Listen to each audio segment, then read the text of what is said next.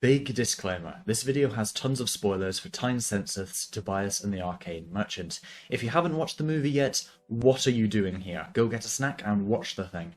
Also, most of the footage and music in this video is from said movie. All credit to Tynes, I bought his album, so I'm allowed to use it. Right. The phrase Thomas and Friends fan film probably doesn't sound the most impressive. But we strange talking train people do sometimes create something really quite special. The list goes on, and while there are so many wonderful examples of talent in our online corner, sometimes something comes along that blows everything else out of the water. And now, there's a new king on the block. When Adam Guzik, better known as Time Sensith, after 10 years of production, delays and painful waiting, announced that Tobias and the Arcane Merchant would be hitting our screens in December, I'll admit I wasn't sure about it. Don't get me wrong, his first full movie, Tobias and the Half-Pariah, was good and groundbreaking for its time. It completely subverted all expectations by making Thomas a sci-fi universe with Duck as its main villain, and it got a good amount of traction. But it wasn't quite a masterpiece. Is Arcane Merchant, its long-awaited sequel, worthy of that title? Well, no. It's even better than that.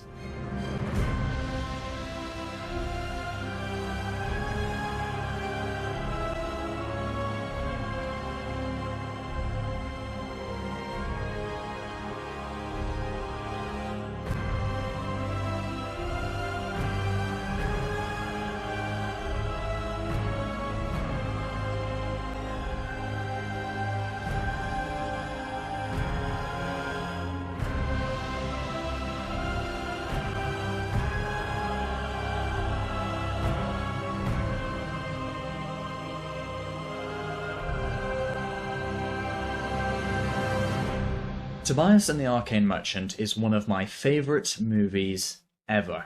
I'm talking like top 10 list kind of thing. You've got Lord of the Rings, a couple of other random ones, and Toby from the Thomas Show. Seriously, this is a work of art, and since you've already watched the movie and its prequel, you know that as well. In this video, we'll be going over 10 reasons that Tobias and the Arcane Merchant is not just a stunning movie, not just a fandom-defining work of art, but the greatest fan film ever made. Even more excitingly, we'll be discussing what might happen in the next installment of the Tobias saga. Before we talk about the plot, or characters, or music though, let's talk about why the concept, why the alternate universe of this movie works so well. Time Sensith doesn't follow other people's rules. No matter what the Railway series or Thomas and Friends hit children's TV show says, he goes off and does completely his own thing. Maybe that annoys some people, but I and many others absolutely love it. The thing with the Tobias saga is that because it doesn't try to follow any sort of established canon, anything can happen. No one is safe. We saw that in Half-Pariah, and now we've seen it in Arcane Merchant. We've learnt to expect the unexpected, so when the unexpected happens, it doesn't feel like Tynes is cheating us somehow. Arcane Merchant, though, took things much further. Half-Pariah, if you remember, did actually start out quite close to the original books. Toby is in East Anglia, is bought by the Fat Controller, everything about that is normal. Of course, he does get his organs hunted by a monster with contact lenses after that, but you see what I mean. By the end of the first film, things have already gotten pretty crazy. But what Arcane Merchant does is start with that level of crazy that we'd reached by the end of the last film, roll with that for a bit, and then dial it up hugely again when Toby gets reset. The whole premise of the Tobias saga is creating an environment, setting a scene, and then destroying it. And it works so well that when the fog comes down and the CGI starts going mental about an hour into the movie, it doesn't feel jarring. These movies also use the fact that the characters are engines to their full advantage.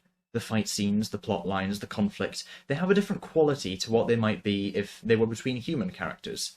The whole storyline is, at the end of the day, about Toby's engine. So, to summarise, this is a weird sci-fi universe which is very unfaithful to the source material, but it knows that, and it just has a blast telling a deep and haunting story anyway. Which leads us on to how that deep and haunting story flows. Let's talk about just how intelligently this movie is structured. We're going to get pretty nerdy here, but it will give you a new appreciation for this thing. So the movie divides very nicely into 3 acts. The first goes from the prologue up to Toby's half-death in the war shower reset. The second act ends with the death of one blue tank engine, and the third ends with the end of the movie in the post-credits scene. The clever thing is, this is not a normal 3-act structure. Usually, the second act would take up 50% of the runtime, with the first and third acts only taking up a quarter each. This means that they'd be 40, 80, and 40 minutes long respectively. In Arcane Merchant, however, the first 2 acts are both an hour long, and the third act is still only 40 minutes. This is an ingenious way to structure such a long movie, because it stops the second act from dragging like it often does, and instead it keeps the pacing up, which adds to the tension and urgency of the climax. Each act does something very different too, which keeps the movie really fresh. Act 1 is naturalistic and bright, Act 2 is characterised by darkness and flashbacks, and Act 3 is all-out action. Notice too how each act ends on a huge cliffhanger moment. Toby is forced out of his body, Thomas is murdered, and Oliver's like this now. This movie is structured to keep things moving, and keep the characters developing.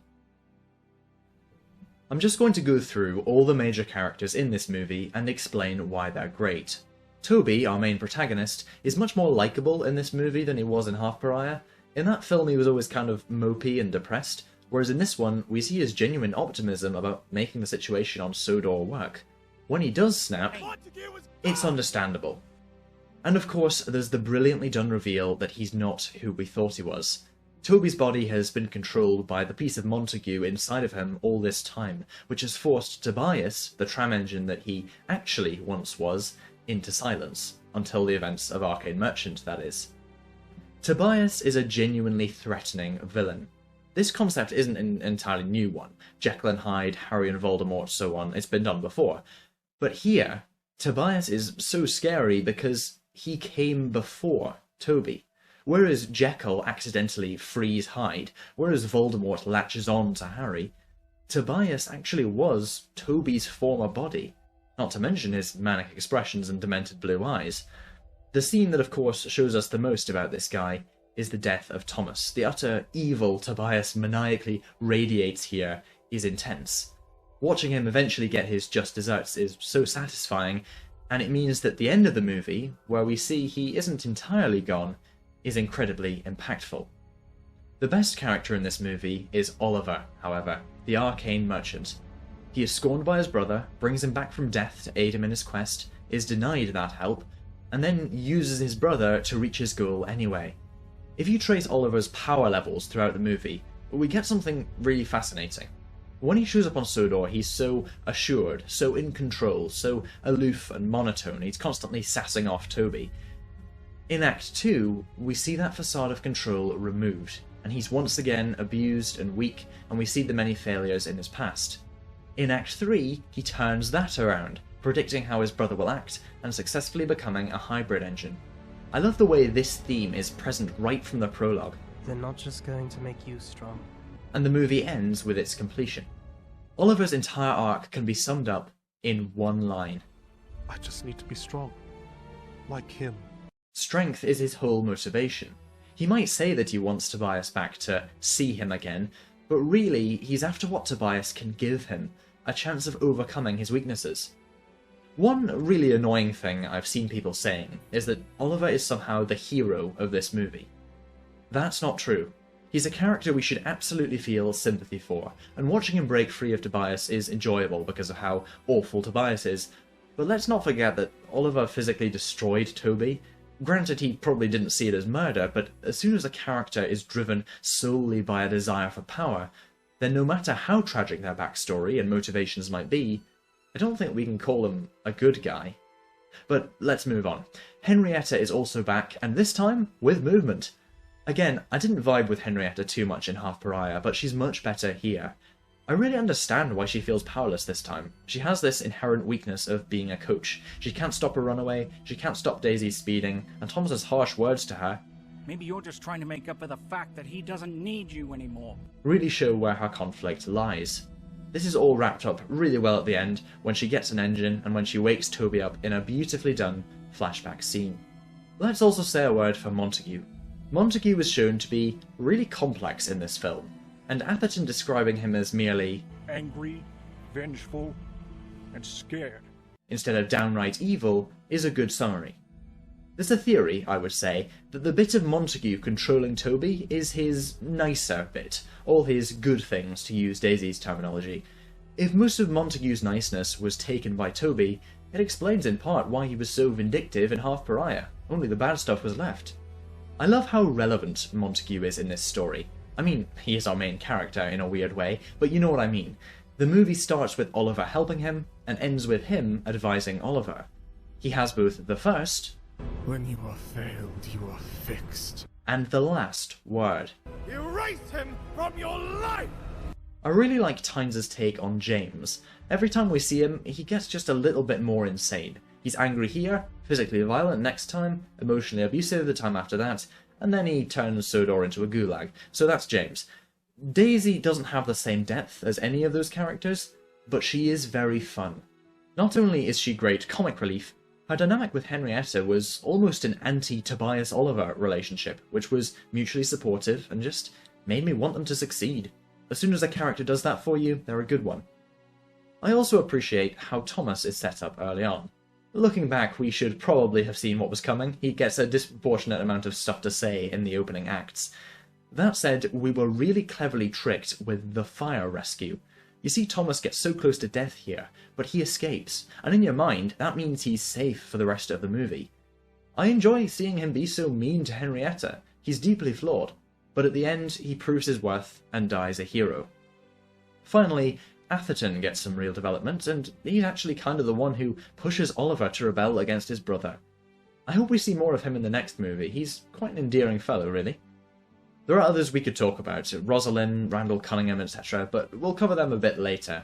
Instead, I want to talk about the script, and how it uses parallels to perfection. Arcane Merchant is a very symmetrical movie. There are tons of little parallels in the dialogue, callbacks to earlier moments. Some of them are very obvious, like I'm not anybody. I'm not anybody. I'm not anybody. Not yet. Not yet.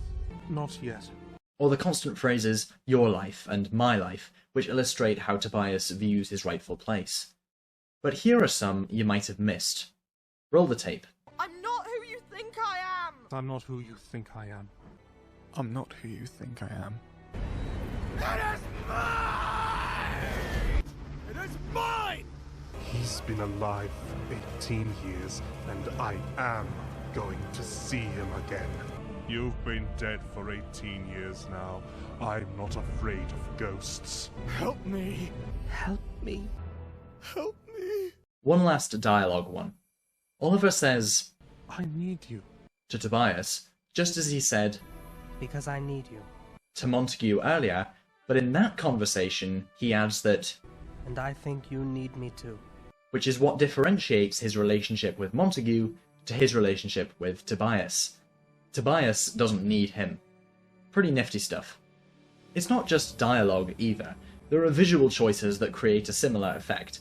Notice how Oliver entering Cromsfield in the prologue has the same composition as Oliver entering Cromsfield before the climax. Notice how Tobias charges Oliver in the same way he does Thomas, except that Oliver has finally grown strong and cannot be harmed. Oh, and there's one other very deep, symbolic parallel to be found in this movie, something that a lot of people have picked up on.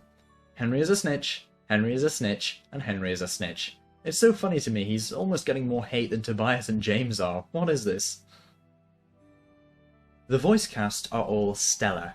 Everyone. Our main man Tynes does a sterling job as always, Scott Chambers is a suitably angry addition, and Rhys Griffin gives a performance for Thomas and Atherton that is, above all else, very natural. Caitlin Hill is, to no one's surprise, a wonderfully emotive Henrietta too.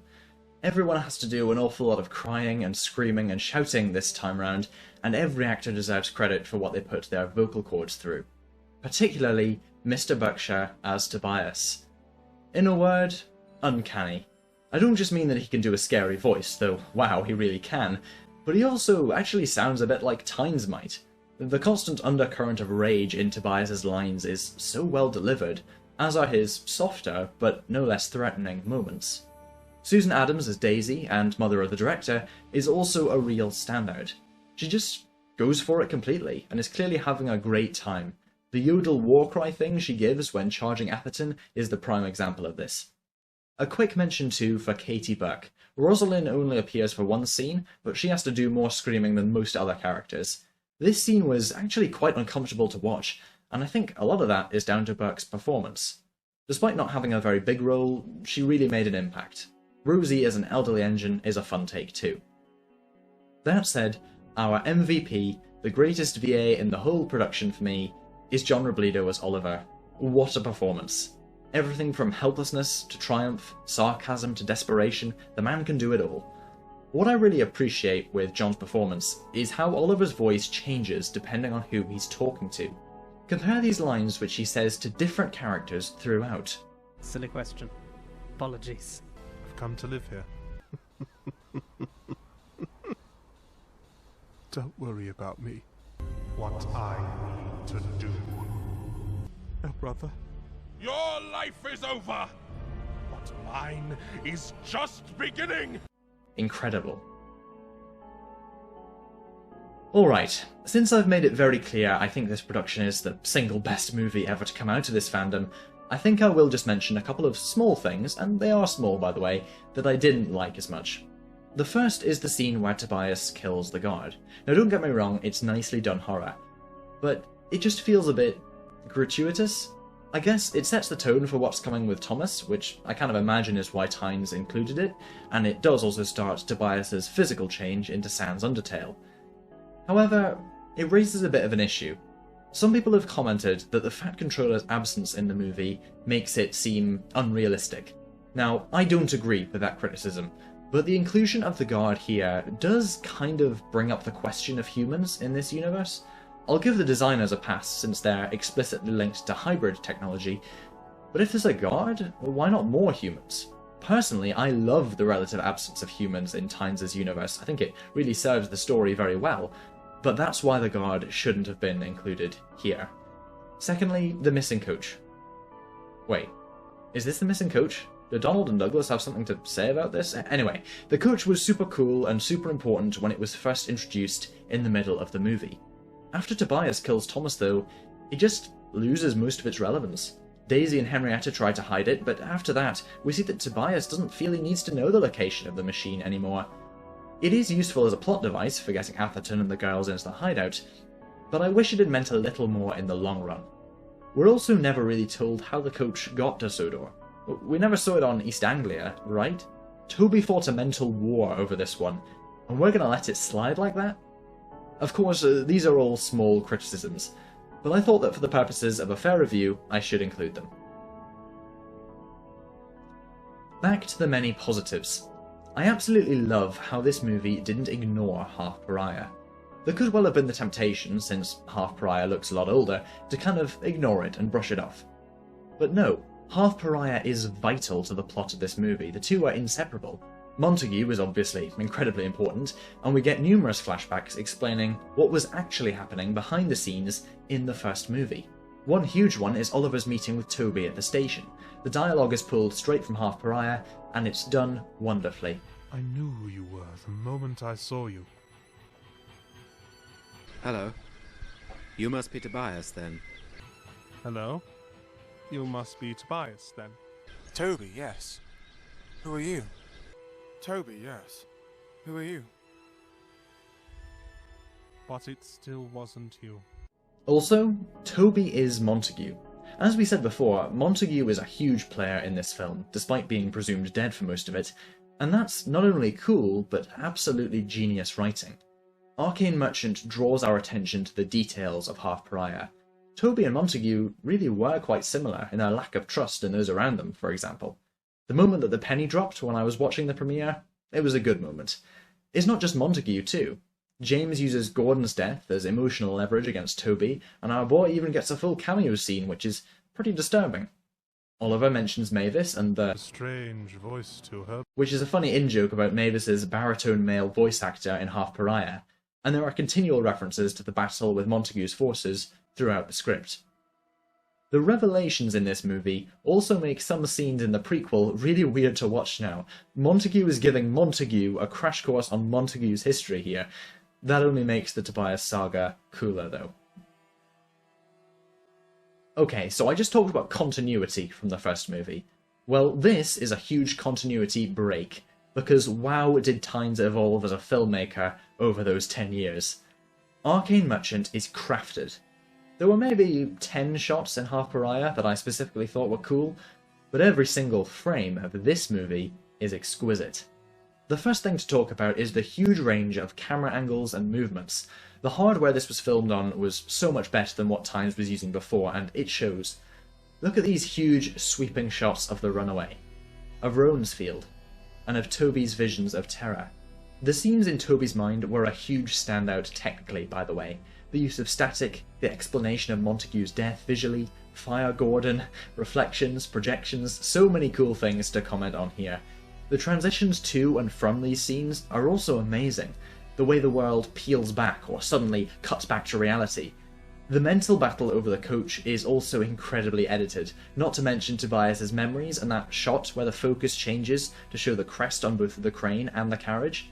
The lighting too. Silhouette is used so effectively during and after Thomas's death in particular.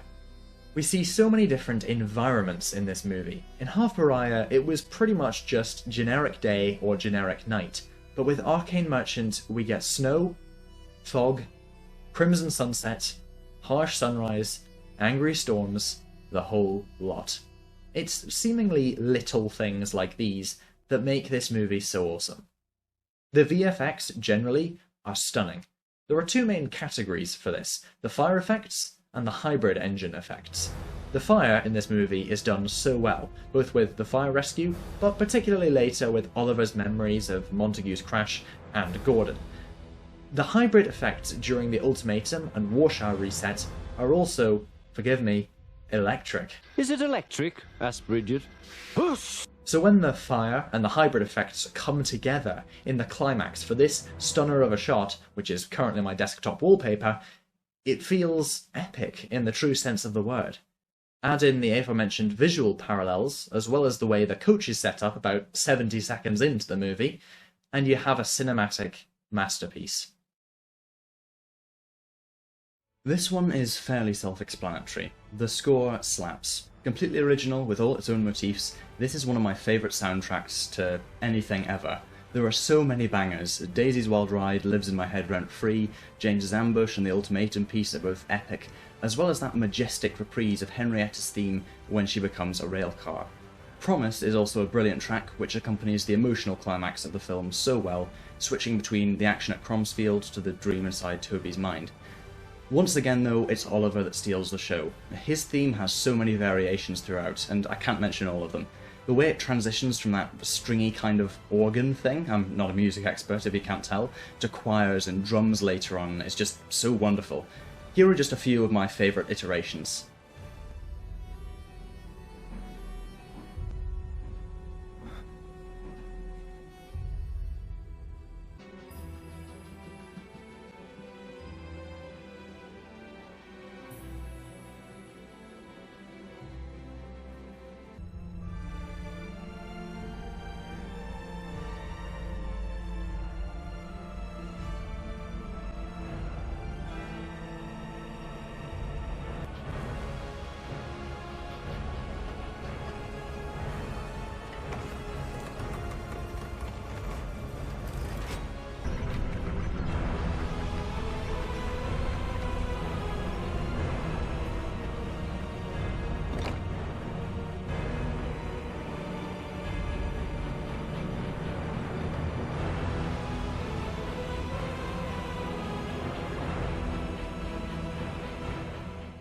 The great thing is that in the post-credits scene, the instrumentation switches back to how it was in the prologue, really giving the movie a cyclical sort of structure.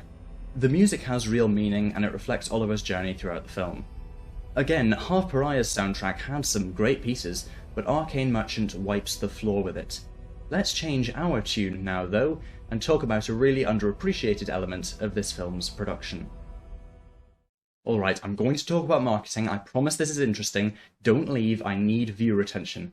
Thank you.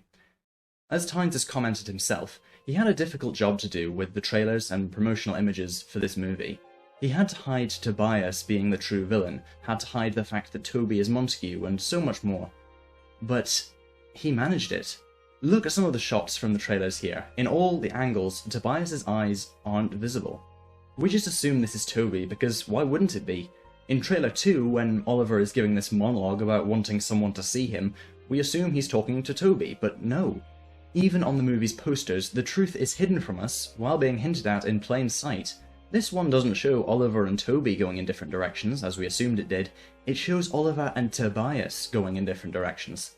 The whole movie's tagline, featured on the main poster, was telling us the truth all along. "I'm not who you think I am" wasn't some vague emotional statement about Tobias's mental journey in this movie. It was just the plain truth. It's worth saying that I sleuthed over this film something terrible. I was keeping a close eye on Tynes' DeviantArt the whole time, and I saw some of the screen captures he posted long before most people would have. But even they tricked us completely. Take these ones for instance. Tobias has his eyes closed, Tobias's eyes are obscured by the crane in this one, and so on. Because I was assuming Oliver was the main villain, I was also assuming that this scene in the fog was the final climax of the film. But that was where the movie began, and was just another way Tynes duped us through the power of his clever marketing. So for our last point, I just want to draw attention to a few scenes that really stood out to me. The movie begins with a prologue detailing how Montague ended up at the harbour from the first movie over 18 years ago. Right from the start, this is not your average Trains production. These shots of Cromsfield Island and the scrapyard on it are so impressive, and even more so because this location will be so important later. The snow, the light, the stone, it all blends perfectly. It was also really clever to have a scene with Montague at the start. We think he's completely dead for most of the movie, and although that isn't quite true, this scene really makes you sympathise with the villain of the prequel. The second stunning scene for me is the one I mentioned in The Fog, where Toby undergoes the Warshire reset. The main reason I love this one is because it's where the movie veers off in a completely different direction from what came before. Also, the dialogue is absolutely stunning in retrospect. Because Oliver knows so much more than Toby does, they're working on completely different levels here. And of course, there are the stunning visuals and the reveal of Oliver's objective. This is the most underrated and one of the best written scenes in the whole film. A close contender, however, is the flashback scene that really kicks off Act 2. We get so much information here about Oliver's past, learn so much about what Half-Pariah was actually setting up, and it's just fantastic exposition. But of course, the scene that people remember is the sunset meeting at Tidmouth. Thomas's death is brutal, and it's even more brutal because, unlike Shed 17 or other horror projects, it doesn't rely on blood or gore. The fact that Thomas is a steam locomotive isn't viewed as a restriction, but rather an opportunity for a different kind of physical horror that's also present with Tobias's cracking face and the melted Gordon we see later. Tobias's power is the focus here, and again, I cannot emphasize enough how wonderful Mr. Berkshire is here. Dear, he broke. Finally, the climax at Cromsfield. Now, Oliver's betrayal was something I was beginning to expect as we really got into Act 2, but that crazy machine, Henrietta moving around independently, it was all so surreal in the best way. This extended sequence also set up the next movie insanely well. You get that sense of victory because Tobias is defeated, at least in part, kind of, we think. Maybe not, but there's also a sense of dread as Oliver survives and we get that stunner of a post-credits scene. I could have talked about 100 more moments here. James's ambush is amazing, as is his later purge of the railway, as is Atherton's conversation with Oliver, that really shows us the kind of engine he is. I could have talked about the scenes which showcase the stunning sound design, or certain passages of the score. But we don't have time for all of that. We need to talk about what's going to happen next. Alright everyone, this is Editing Phase Cynic here. So, Tynes has just released an announcement that kind of changes the end of my script for this video. He's announced the title of the next movie, and it's going to be Tobias and the Birch Cathedral, which is a really interesting title, particularly because that is the name of one of the soundtrack pieces in the first movie, Half-Pariah. It's over the bit where Gordon and Toby are talking about escaping from Lerneth, and Gordon obviously eventually agrees to help. So that's quite interesting. It says that Gordon might have some kind of role in Birch Cathedral, which will be the third and final instalment of the Tobias and the Sentinels trilogy. I've been calling it the Tobias saga throughout this video, and I can't be bothered to go back and change all that in the editing, so just know that from now it's called Tobias and the Sentinels. Interestingly, with the title, there are also the mentions of a cathedral in Arcane Merchant in East Anglia, and so it's possible that we'll see a return to East Anglia in the third movie as well. Whatever the case, I absolutely can't wait. Let's go back to my original script and talk a bit about my theories for the next movie. Alright, so we're getting a sequel, hopefully in the next decade. I have thought about this very deeply, and it's one of the reasons this video is pretty late, because I want to talk about the theories I've thought of. Here is what I think is going to happen in the third, and almost certainly final, installation of the Tobias saga. It all hinges on that shanty.